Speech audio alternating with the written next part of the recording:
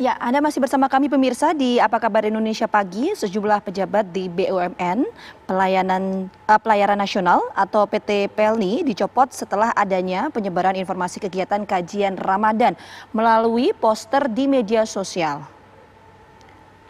Komisaris Independen PT PELNI, Kristia Budiarto alias Kang Dede menyatakan belum ada izin dari direksi untuk penyelenggaraan kegiatan tersebut, termasuk para penceramah dan juga pengisi acara. Dari flyer kegiatan kajian Ramadan yang muncul di lini masa akun Twitter @kangdede78 terdapat sejumlah foto dan nama pengisi materi, yakni Ustadz Firanda Andirja, kemudian Kiai Haji Kholil Nafis, Ustadz Rizal Yuliar Putrananda, Ustadz Syafiq Riza Basalamah, dan juga Ustadz Subhan Bawazir. PT PELNI kemudian memutuskan untuk meniadakan kegiatan ceramah dalam kegiatan Ramadan karena diduga pula terkait dengan radikalisme. Selain itu pemirsa, buntut dari kasus tersebut ada pejabat yang kemudian dimutasi dan dicopot dari jabatannya. Peristiwa ini merupakan pelajaran sekaligus warning kepada seluruh BUMN.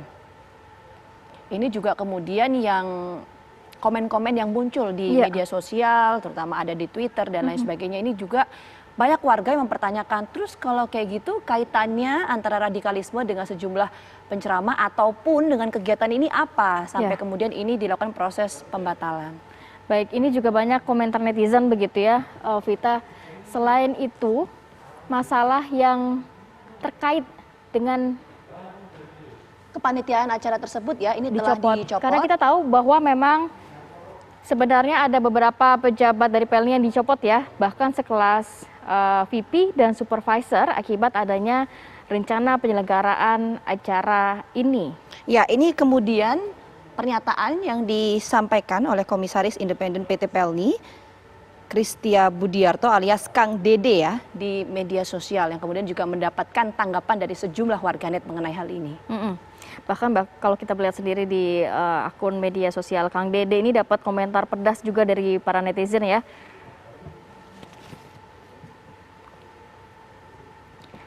Baik, kita akan coba langsung berbincang dengan narasumber yang akan bisa mendalami mengenai diduga radikalisme ceramah Ramadan dibatalkan. Yakni ada Muhyiddin Junaidi, Wakil Ketua Dewan Pembina dari Majelis Ulama Indonesia. Selamat pagi, Assalamualaikum. Assalamualaikum.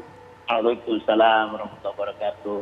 Ini sebenarnya kabar yang agak mengagetkan untuk kita semua begitu ya Pak ya. Kalau berbicara mengenai radikal sendiri, belajar dari kasus ini, sebenarnya apakah sudah ada, kita melihat flyernya begitu ya, ini ustadz-ustadz yang memang sering mengisi kajian di berbagai daerah, kemudian juga kerap kita kenal begitu.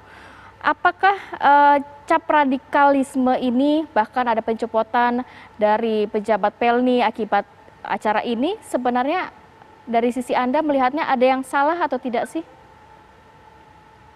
Ya, kalau saya melihat kebijakan direksi PELNI ini sangat kontraproduktif, tendensius, dan juga melukai perasaan umat Islam.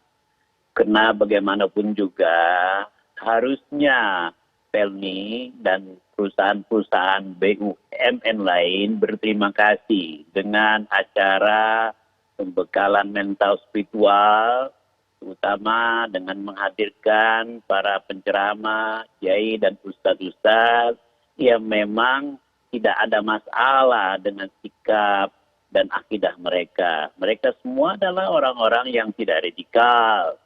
Mereka adalah orang-orang yang memegang prinsip dasar Islam wasatiyah.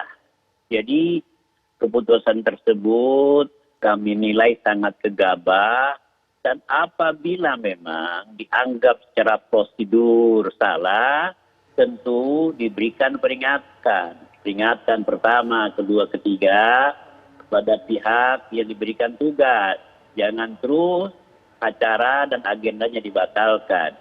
Apalagi kita sudah menjelang bulan Ramadan dan semua berharap ya segala sesuatunya berjalan dengan damai, kemudian pandemi COVID-19 segera hengkang dari wilayah Indonesia tercinta, dan kontribusi mereka, para penceramah di bidang agama itu sangat besar dalam rangka menumbuh kembangkan kualitas keimanan para pejabat.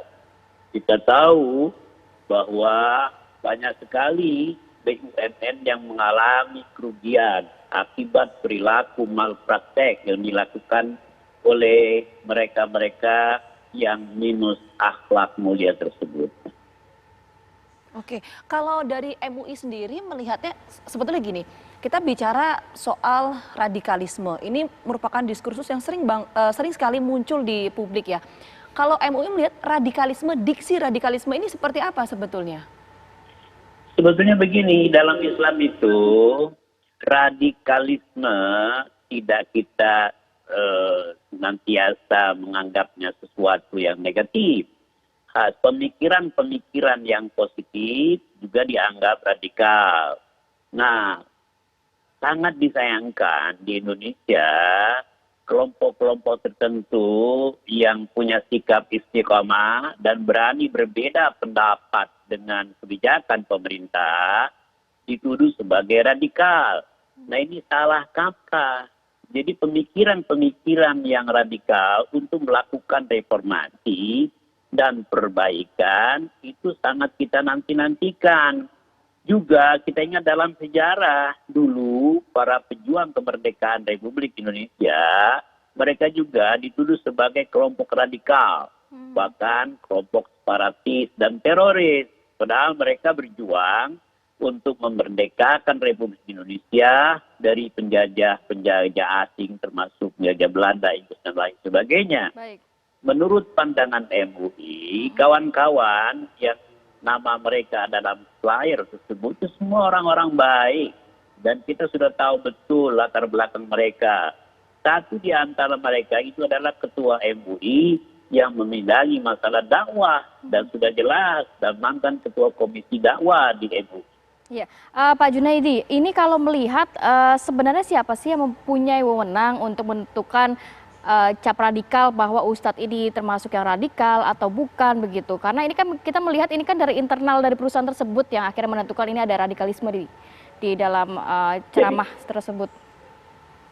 Terus terang saja bahwa di Majelis Ulama Indonesia mereka yang dianggap menyimpang atau ifrat atau israf dan tafrid itu nyeleneh, itu biasanya dipanggil oleh pimpinan MUI, diberikan peringatan agar kembali ke jalan yang benar, diberikan warning bahwa dalam berdakwah itu ada aturan mainnya.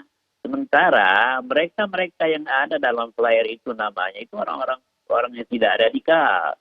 Yang radikal biasanya adalah orang-orang yang melampaui batas dari aturan main, dari prinsip dasar ajaran agama Islam.